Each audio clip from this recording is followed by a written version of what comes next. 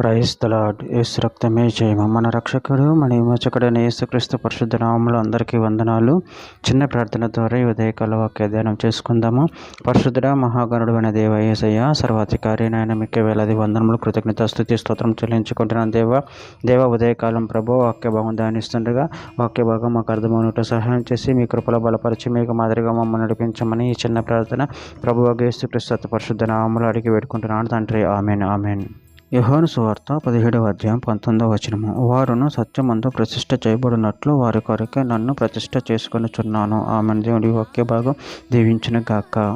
ప్రభునందు ప్రియులారా, మనము ఇక్కడ వాక్య భాగంలో గమనించినట్లయితే వారిని సత్యమందు ప్రతిష్ఠ చేయబడినట్లు వారి కొరకే నన్ను ప్రతిష్ఠ చేసుకొనుచున్నాను. అదేవిధంగా వాక్య భాగంలో గమనించినట్లయితే తెస్సలోనికీయులకు రాసిన మొదటి పత్రిక 4వ అధ్యాయం 7వ వచనమే, పరిశుద్ధులగుటకే దేవుడు మనను పిలిచిన కానీ అపవిత్రులుగా ఉన్నట్టుగా పిలవలేదు. యోహాను సువార్త 17వ అధ్యాయం 17వ వచనం, సత్యమందు వారిని ప్రతిష్ఠ చేయము, నీ వాక్యమే సత్యము. తీతుకు రాసిన పత్రిక 2వ అధ్యాయం 14వ వచనం, ఆయన సమస్తమైన దుర్నీతి నుండి మనల్ని విమోచించి సత్క్రియలనందాసక్తి గల ప్రజలను తన కోసం పవిత్రపరచుకొని తన సొత్తుగా చేసుకున్నట్టుకు తానే మన కొరకు అర్పించుకునేను. రోమీయులకు రాసిన పత్రిక 8వ అధ్యాయం 29వ వచనం, ఎందుకనగా తన కుమారుడు అనేక సహోదరులలో జ్యేష్ఠుడగునట్టు దేవుడేరుని ముందుగా ఎరిగెను, వారు తన కుమారుతో స్వారూప్యం కలవారొకటకు వారిని ముందుగా నిర్ణయించెను. తెస్సలోనికీయులకు రాసిన మొదటి పత్రిక 2వ అధ్యాయం 13వ వచనం, ఆ హేతువు చేతను మీరు దేవుని గురించిన వర్తమాన వాక్యం మా వలన అంగీకరించినప్పుడు మనుషుల వాక్యం అని ఎంచక అది నిజంగా ఉన్నట్టు దేవుని వాక్యమని దాన్ని అంగీకరించుతారు కనుక మేమును మానక దేవునికి కృతజ్ఞతాస్తుతులు చెల్లించుచున్నాము. ఆ వాక్యము విశ్వాసులైన మీలో కార్యసిద్ధి కలగజేయుచున్నది.